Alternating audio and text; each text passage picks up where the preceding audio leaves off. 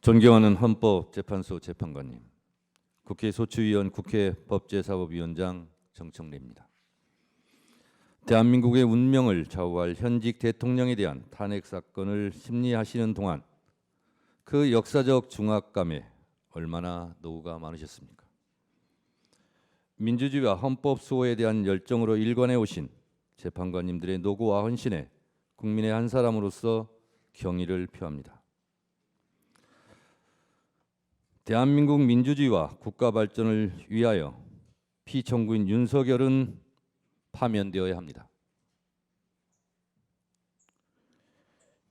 12.3 내란의 밤, 전 국민이 TV 생중계를 통해 국회를 침탈한 무장한 계엄군들의 폭력 행위를 지켜보았습니다. 하늘도 알고 땅도 압니다. 하늘은 계엄군의 헬리콥터 굉음을 똑똑히 들었고 땅은 무장한 계엄군의 군합발을 보았습니다.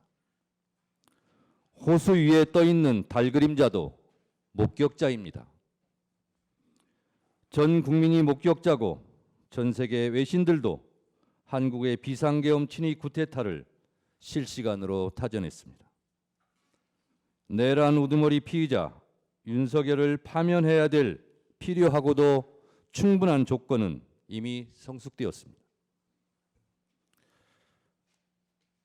대한민국 5천만 국민이 생각이 다 같을 수 없습니다. 남녀가 다르고 태어난 일시가 다르고 태어난 지역과 환경과 문화도 다릅니다. 그래서 생각도 다르고 의견도 주장도 다릅니다. 그러나 다른 것과 틀린 것은 구별되어야 합니다. 내 생각과 다르다고 다른 사람이 틀린 것이 아닙니다. 내 생각과 다르다고 차별해서는 안 됩니다. 정치적 견해가 다르다고 혐오, 멸칭하고 탄압해서도 안 됩니다. 더군다나 권력을 악용해 상대방을 탄압, 제거, 수거 대상으로 삼아서는 안 됩니다. 한 사람이 천하고 우주라 했습니다. 밤하늘에 떠 있는 별처럼 국민 한 사람 한 사람은 다 존중받아야 합니다. 이것이 헌법 제10조 모든 국민은 인간으로서의 존엄과 가치를 가지며 행복을 추구할 권리를 가진다. 국가는 개인이 가지는 불가침의 기본적 인권을 확인하고 이를 보장할 의무를 진다는 헌법의 기본권 조항들을 관통하는 근본 원칙입니다. 대한민국은 국민 주권 영토로 구성되어 있습니다. 국민이 곧 국가입니다.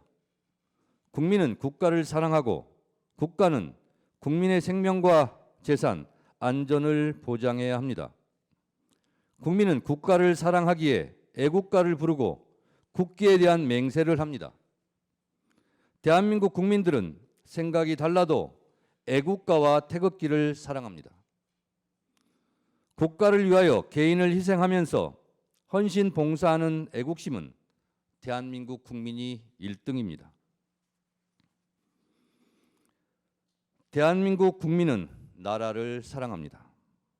임진왜란, 일제강점기, 한국전쟁, 군부 독재로부터 나라를 지킨 것도 국민이고 나라를 발전시킨 것도 국민입니다. 허리띠 졸라매며 자식들 교육시켜 오늘날의 민주화와 산업화를 이룬 주인공은 우리의 할아버지, 할머니, 어머니, 아버지 국민들이었습니다. 영화 기생충, 오징어 게임, BTS의 나라, 문화 강국, 올림픽 금메달의 스포츠 강국 대한민국을 이룬 것은 자랑스러운 우리의 아들, 딸 국민들이었습니다. 나라를 지킨 것도 국민이고 나라를 발전시킨 것도 국민입니다. 나라의 주인도 국민입니다.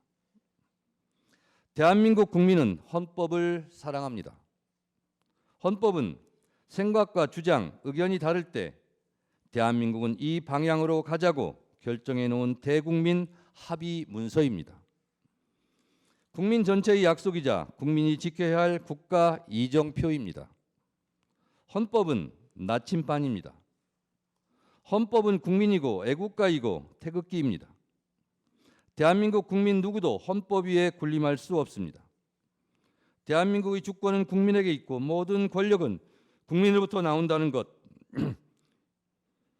이것이 헌법 제1조 민주공화국의 헌법 정신입니다. 그런데 나라와 헌법을 사랑하는 국민을 총칼로 죽이려 했고 피로써 지켜온 민주주의를 짓밟고 피를 잉크 삼아 한자 한자 찍어 쓴 헌법을 파괴하려 했던 사람이 있습니다. 피로 쓴 민주주의 역사를 혀로 지우려 했습니다. 총칼로 헌법과 민주주의 심장인 국회를 유린하려 했습니다. 지금 이 탄핵 심판정에 있는 피청구인 윤석열입니다. 헌법수호 최후의 보루 헌재 재판관님, 프랑스 공화국은 관용으로 건설되지 않았습니다. 민족 반역자에게는 공소시효가 없다며 나치 부역자를 끝까지 추적해 무관용으로 처벌하였기에 역설적이게도 프랑스는 관용의 나라, 똘레랑스의 나라가 될 수 있었습니다. 오늘날 문화예술의 강국 프랑스는 이렇게 건설되었습니다. 이에 반해 우리는 1945년 8.15 광복 이후 반민특위의 좌절로 친일 부역자를 처벌하지 못했고 그 결과 정의와 불의, 애국과 매국, 민주주의와 독재가 혼재되어 민주주의에 대한 도발과 준동이 끊이지 않았습니다. 이제 타락하고 오염된 반민주적, 반헌법적 요설과 궤변의 고리를 끊어야 합니다. 갈 길이 아무리 멀다 해도 민족 정기를 바로잡아야 합니다. 평화와 문화가 꽃피는 문화예술의 강국은 민주주의 토양에서 자라는 나무입니다. 민주주의 기초는 국가 발전의 토대입니다. 민주주의 발전 과정이 국가 발전의 과정입니다. 민주주의 정착 없이 국가 발전을 이룬 나라는 없습니다. 선진국 중에서 독재 국가는 없습니다. 민주주의와 국가 발전의 주적이 바로 독재입니다. 국가 발전을 위해서 독재의 독을 해독해야 합니다. 독재의 전형적 모습이 비상계엄, 내란, 그리고 영구 집권 음모입니다. 피청구인은 2022년 5월 10일 국회에서 취임했습니다. 헌법 제69조에 따라 나는 헌법을 준수하고 국가를 보위하겠다는 선서를 하고 대통령에 취임했습니다. 그러나 피청구인은 헌법을 준수하고 국가를 보위하겠다고 다짐했던 바로 그 장소, 국회에 계엄군을 보내 침탈하고 헌법을 유린했습니다. 대한민국의 헌법과 민주주의를 말살하려 했던 피청구인 윤석열은 파면되어 마땅합니다. 현직 대통령에게는 형사 불소추권이라는 헌법적 특권이 있지만 현직 대통령이라도 내란의 범죄를 저지른 경우는 헌법 수호 차원에서 무관용해야 한다는 것이 헌법 제11조와 헌법 제84조의 정신입니다. 내란의 범죄는 현직 대통령을 포함해 누구라도 예외 없이 처벌의 대상입니다. 앞서 국회 법률 대리인들께서 위헌 위법한 12.3 비상계엄과 파면 사유에 대하여 그 증거와 법리를 이미 수차례 명징하게 설명했습니다.